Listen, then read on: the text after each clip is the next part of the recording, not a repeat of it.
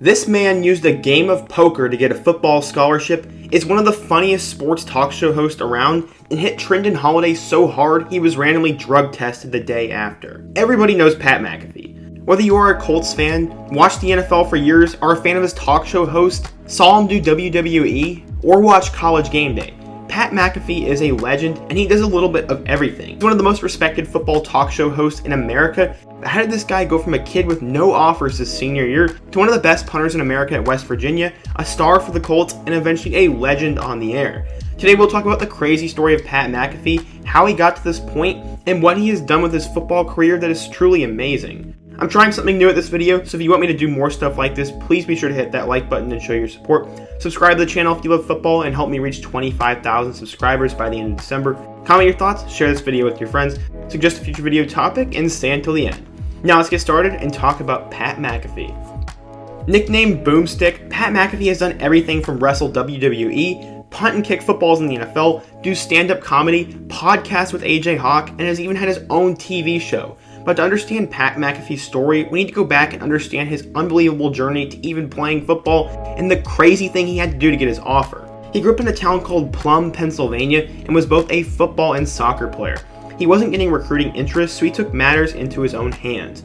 As a senior, he borrowed $100 from a friend and played poker at an illegal club, and he turned it into $1,400.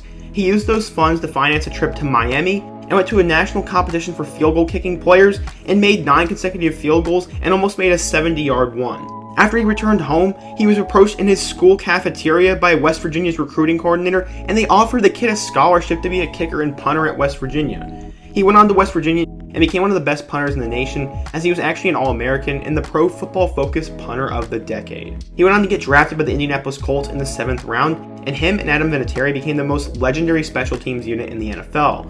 McAfee had his fair share of memorable moments, as he was one time going to score his first career touchdown on a fake field goal, but Steelers safety Troy Polamalu famously lined up in the C gap, and they had to scrap the plan, and he was so mad.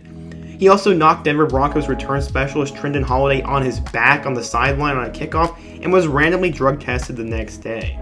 He went to a Pro Bowl and was also listed as an All-Pro caliber player, and more importantly, he was loved and embraced by the Indianapolis community and almost all football fans. After 8 years, McAfee retired from the NFL as he intended to join Barstool Sports, and he cited his knee injuries as another reason. He even had his own show on local television called The Pat McAfee Show, which I watched growing up, and he has now turned that into a career after football. He has made for the brand a big deal, and it gives exposure for players on special teams, and everybody loves his content, and he does some really funny stuff on Twitter.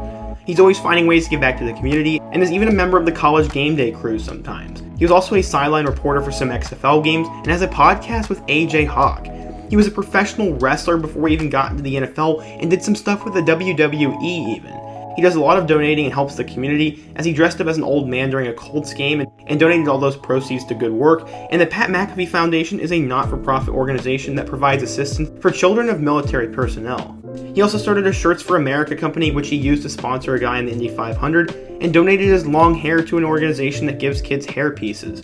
He runs an extremely successful YouTube channel and truly made a brand off of his name, and he's actually one of my favorite players in the sports media world and just a legendary guy. He's just a super funny dude, his stuff is awesome to listen to, and he always has cool guests on, and he's always doing something funny that makes him different. I actually bought a For the Brand shirt, and I'll leave a link down in the comment section if you want to check out everything he does. It goes to show you that if you want something bad enough, you will make it happen, and this kid turned $100 into $1,400 in a scholarship and a lifetime of good wealth, and something he loves to do.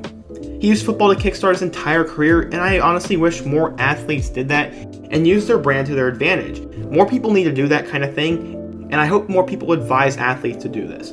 If you like this video, please be sure to give it a like. I don't know if it'll do well, but if you guys like it, please show your support down in the comment section, and let me know another kind of video I should do like this. Before you go, be sure to subscribe. Check out my other video about another legendary kicker, Rodrigo Blankenship. I hope to see you guys again soon, but until next time, peace.